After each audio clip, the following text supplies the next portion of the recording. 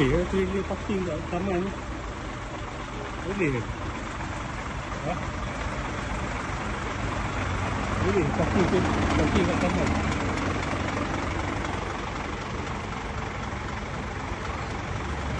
Kawasan taman perumahan dekat dengan sekolah agama. Sekolah agama kapal tapi ada trailer boleh masuk parking depan rumah. Boleh ke? Boleh ke?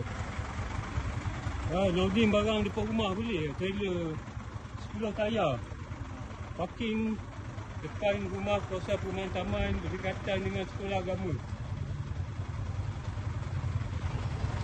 Ha? Boleh ke?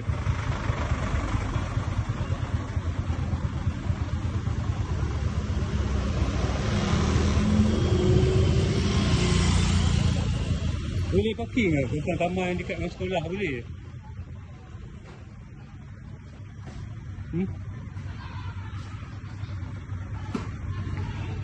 Ni loading apa bang? Air. Air? Ni kawasan sekolah tau. Macam mana boleh trailer parking depan taman? Rumah taman, ni orang apa? Tahu dah. Ni orang apa? Kenapa you tanya macam tu? Ni orang You ke? siapa? Saya aktivis. Saya pun sini Saya juga. aktivis. Ya, aktivis lah. Apa pasal you orang apa, kenapa tanya? Ya, kenapa parking ni boleh ke? Tak Boleh ke parking dekat kawasan perumahan, kawasan taman boleh? Kena bagi tahu lah. You orang apa you? Orang sini juga. Ya orang apa? Ha? Orang apa? Orang Malaysia? Orang Malaysia? Ha. Apa bukti orang Malaysia? Apa you siapa? Saya Apa aktivis. bukti? Saya aktivis. You aktivis lah. Saya You aktivis. nak bukti apa? Aku menyerah lah. Aku nak ambil gambar aku orang Malaysia. Korang orang apa ni? Aku pun orang Malaysia juga. Korang orang apa? Aku orang Malaysia juga. Apa bukti? Apa You bukti? mau tengok bukti apa? Ha? Bukti apa you mau Apa tengok? bukti kau orang Malaysia? Muka pun tak ada rupa orang Malaysia pun.